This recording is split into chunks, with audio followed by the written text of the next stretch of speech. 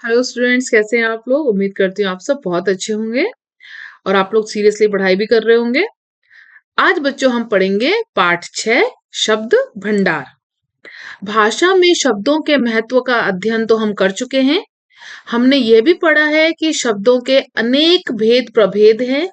अर्थ के आधार पर शब्दों के स्वरूप का भेद किया जा सकता है।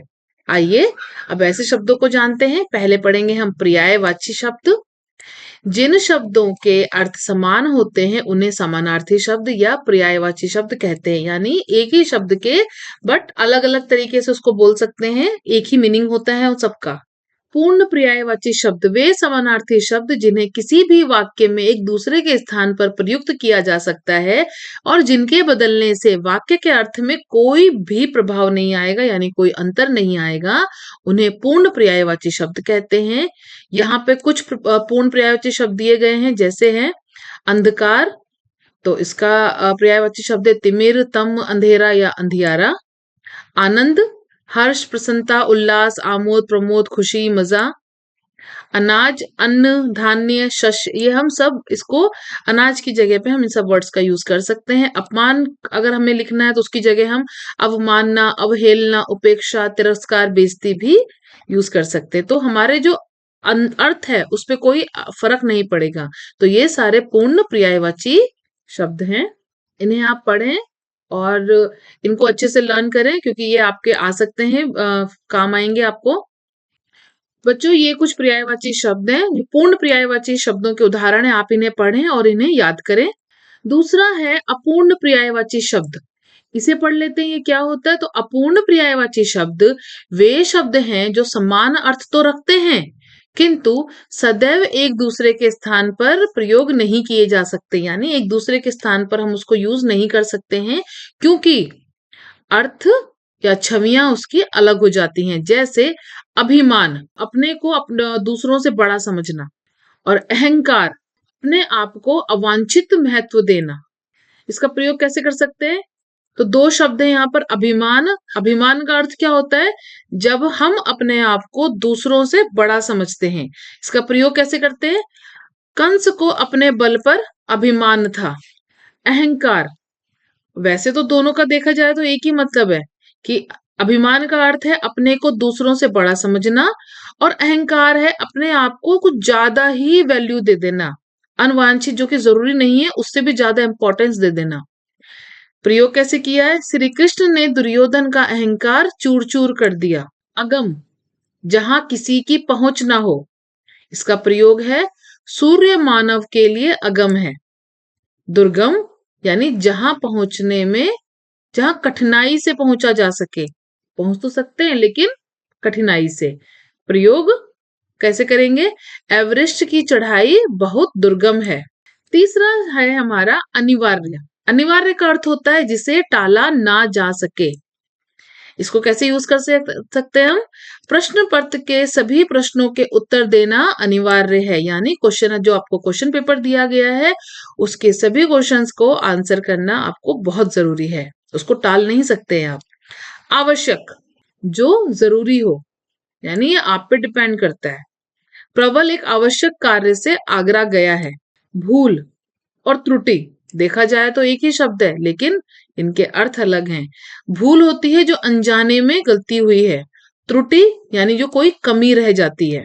तो इसका हम उपयोग एक दूसरे के स्थान पर नहीं कर सकते, हमें अलग अलग ही इसका प्रयोग करना होगा। तो भूल का है जोड़ने, हिसाब जोड़ने में दुकानदार से भूल हो गई। त्रुटि का है उस छात्र के कार्य में कोई त्रुटि नहीं थी, यानी कोई कमी नहीं थी, उसने सारा कार्य अच्छे से किया। बच्चों, ये कुछ और शब्द हैं, इनको आप अच्छे से पढ़ें और इनका प्रयोग ध्यान से देखें। अब बात करेंगे हम विलोम शब्द की।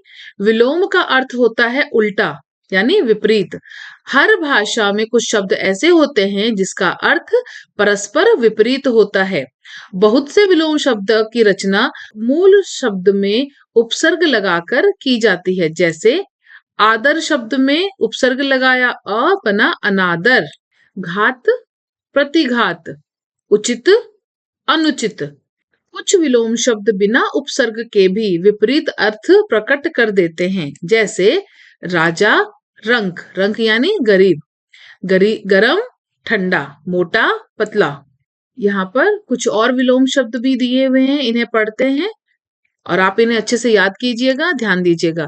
कुपुत्र, सुपुत्र, खुला, बंद, घर, बाहर, ऊपर, नीचे, टूटना, जुड़ना, अपमान, सम्मान, आस्तिक, नास्तिक, आजादी, गुलामी, उचित, अनुचित, दुख, सुख, नकद, उधार, मान, अभिमान, यश, अपयश, लोभ, त्याग, शिक्षित, अशिक्षित, सदाचार, दुराचार, पतन, उत्थान, प्रातः, साय, भाग्य, दुर्भाग्य। इसी तरीके से आप ये सारे विलोम शब्दों को पढ़ें और उन्हें याद करें। अब बात करेंगे हम श्रुति सम भिन्नार्थक शब्द। ये क्या होते हैं, चलिए जानते हैं। जो शब्द लिखने, पढ़ने और बोलने में एक समान लगते हैं, किंतु वास्तव में उनके रूप एवं अर्थ दोनों ही एक दूसरे से पूर्णतः भिन्न होते हैं, ऐसे शब्दों को समरूप भिन्नार्थक शब्द, यानी समरूप यानी एक जैसे रूप है लेकिन अर्थ भिन्न है, यानी भिन्नार्थक शब्द उन्हें कहते हैं हम। तो शब्द है कपट, जिसका अर्थ होता है धोखा, और एक शब्द है कपाट, इसका अर्थ होता है किवाड़। इसी तरीके से कल का अर्थ होता है आराम और काल का अर्थ होता है समय। कला का अर्थ होता है गुण और काला का अर्थ होता है रंग। कोश खजाना, कोश शब्द भंडार। खल यानी दुष्ट, खाल यानी त्वचा। गुर उपाय, गुरु आचार्य। चिता जलने की समाधि, चीता बाघ होता है। जगत कुएं का चबूतरा, जगत हलंत के साथ में, तो इसका अर्थ हो जाता है दुनिया। अन्न का अर्थ होता है अनाज और अन्य का अर्थ होता है दूसरा। अरि का अर्थ होता है शत्रु और आरी का अर्थ होता है ये एक लोहे का औजार होता है। इसी तरीके से यहाँ पर कुछ और शब्द भी हैं, इन्हें आप ध्यान से पढ़ें। अब बात करेंगे हम अनेकार्थी शब्द की। जिन शब्दों के अनेक अर्थ होते हैं उन शब्दों को अनेकार्थक शब्द कहते हैं। जैसे पढ़ते हैं, यहाँ पर कुछ ऐसे ही अनेकार्थक शब्द दिए हुए हैं, चलिए पढ़ते हैं इनके बारे में। अर्थ, अर्थ का अर्थ होता है तात्पर्य और एक इसका अर्थ होता है धन। तीर यानी बाण और एक तीर होता है नदी का किनारा। बात यानी वार्ता, बात यानी रोग और उपदेश। कुशल यानी हालचाल और एक कुशल का अर्थ होता है चतुर।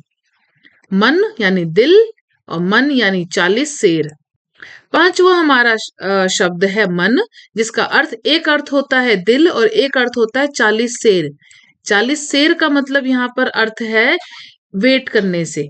जो हम हमारे गेहूं चावल ये सब होता है, इनको हम जो वेट करते हैं 40 शेर। शॉल कंबल या एक प्रकार का, ये एक पेड़ का नाम भी है। स्नेह यानी चिकना, चिकना पदार्थ, या प्रेम के लिए प्यार के लिए भी स्नेह का प्रयोग करते हैं। चीर का एक अर्थ होता है वस्त्र और एक अर्थ होता है फाड़ना। नील यानी नीला और एक होता है नील का पौधा। हाल यानी समाचार या हिलना। भाग भाग्य, हिस्सा। माधव वैशाख, कृष्ण या महुआ के लिए भी यूज करते हैं। रस यानी स्वाद, सार, जल, नवरस। गुण यानी सत्य, रस्सी, स्वभावशील। तात का अर्थ होता है भाई, मित्र, बड़ा या पिता या कोई भी पूज्य के लिए हम तात का प्रयोग करते हैं। तो यहाँ पे कुछ और भी ऐसे शब्द हैं, इसको आप अच्छे से ध्यान दीजिए, इनको पढ़ें और याद कीजिए। अब पढ़ेंगे हम वाक्यांशों के लिए एक शब्द। ऐसे शब्द जिनके द्वारा थोड़े शब्दों में अधिक बात कही जा सके उन्हें अनेक शब्दों के लिए एक शब्द कहते हैं। शाक सब्जी खाने वाला यानी शाकाहारी। रोगियों का इलाज करने वाला चिकित्सक। कीचड़ में जिसका जन्म हो पंकज। तो यहाँ पे कुछ और वाक्यांश है, इन्हें पढ़ लेते हैं। जिससे चूक न हो अचूक, जिसका परिचय न हुआ हो अपरिचित, जिसका कोई नाथ न हो अनाथ, जो कभी नहीं मरे अमर, अनेक राष्ट्रों से जुड़ा हुआ अंतरराष्ट्रीय, इतिहास की जानकारी रखने वाला इतिहासज्ञ, जो जल में विचरण करता हो जलचर, जिसमें क्षमता न हो अक्षम, जिसमें एक ही अंक एकांकी, विचार करने वाला विचारक, जिसका कोई उद्देश्य न हो निरुद्देश्य, जिसका आर पार दिखाई दे पारदर्शक, जहां चार रास्ते मिलते हों चौराहा, पानी में चलने वाला जहाज जलयान। इसी तरीके से यहाँ पे कुछ और शब्द भी हैं, आप इन्हें ध्यान से पढ़ें और याद कीजिए। अब बात करेंगे हम शब्दों के अन्य भेद। शब्दों के कुछ अन्य भेद भी होते हैं, जैसे समूहवाचक शब्द, ध्वनि बोधक शब्द, युग्म शब्द और एकार्थिक प्रतीत होने वाले शब्द। समूहवाची शब्द है हिंदी भाषा की अपनी परंपरागत शब्दावली में समूह के लिए अनेक शब्द प्रचलित हैं। इनको समूहवाची शब्द कहते हैं, जैसे टोली। टोली का अर्थ होता है बच्चों की या छात्रों की। छत्ता मधुमक्खियों का होता है। संघ राज्यों के लिए यूज होता है, यानी राज्यों का ग्रुप। गुलदस्ता फूलों का बंच। कुंज लताओं का। बैठक जन सामान्य की विशेष, ये समूह के लिए प्रयोग हो रहे हैं।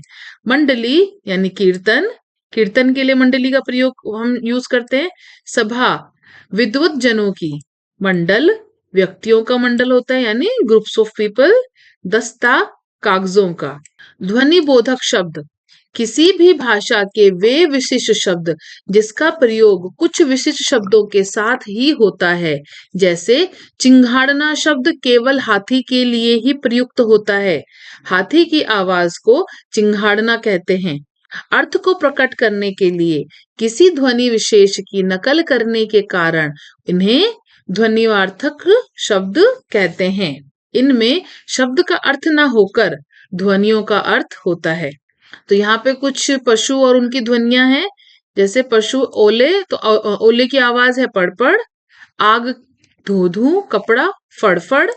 गाड़ी की आवाज धड़। गोली सन। जीभ लप। पपीहा पी। मोर कुहू कुहू, हंस कूंजना। जूता कैसे करता है चरमर। चूड़ियां खन। टेलीफोन टन। तोप दन। धनुष टंक। ढोल ढम। पत्ता खड़। बांस फट। वर्षा झिमझिम। तीसरा है युग्म शब्द। युग्म का अर्थ होता है जोड़ा।